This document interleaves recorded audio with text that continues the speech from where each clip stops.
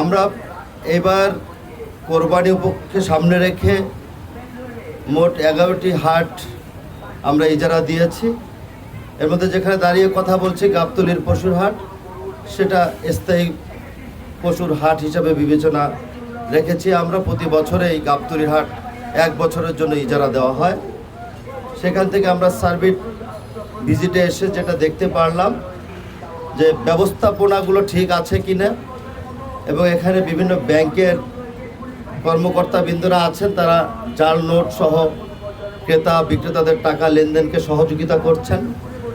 বিভিন্ন আইন প্রয়োগকারী সংস্থারা আছেন, সার্বিকভাবে তারা সব গরুর হাটকে বিবেচনায় নিয়ে তারা তাদের কর্মকাণ্ড চালিয়ে যাচ্ছেন।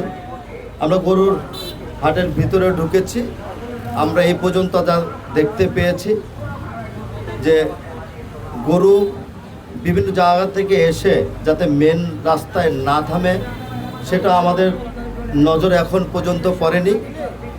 আমরা পাশাপাশি এটাও দেখেছি যানজট চলাচলে কোনো অসুবিধা হচ্ছে কি না।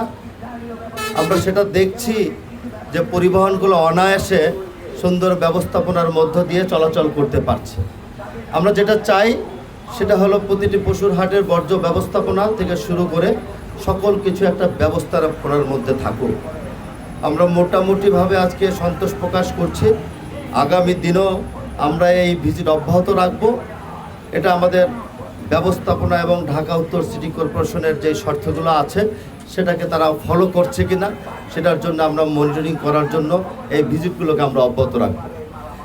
আজকে এখানে আমাদের ভেটেরিনারি টিমও আছে, এখানে ডিএনসিসির পক্ষ থেকে অলরেডি তারা কাজ করছে, এবং আমাদের সিটি কর্পোরেশনের যে বর্জ্য ব্যবস্থাপনাকে প্রতিনিয়ত পরিষ্কার করার জন্য সেটাকে অব্যাহত আছে এখানে। এবং এর পাশাপাশি আমাদের ব্যাংকের যেই কর্মকর্তারা এখানে সার্ভিস দিচ্ছেন, তারাও সেখানে তাদের সহযোগিতা ক্রয় এবং বিক্রয়কারী যাদের আছে তাদেরকে অব্যাহতভাবে দিয়ে যাচ্ছেন। এবং ডিএমপি পুলিশ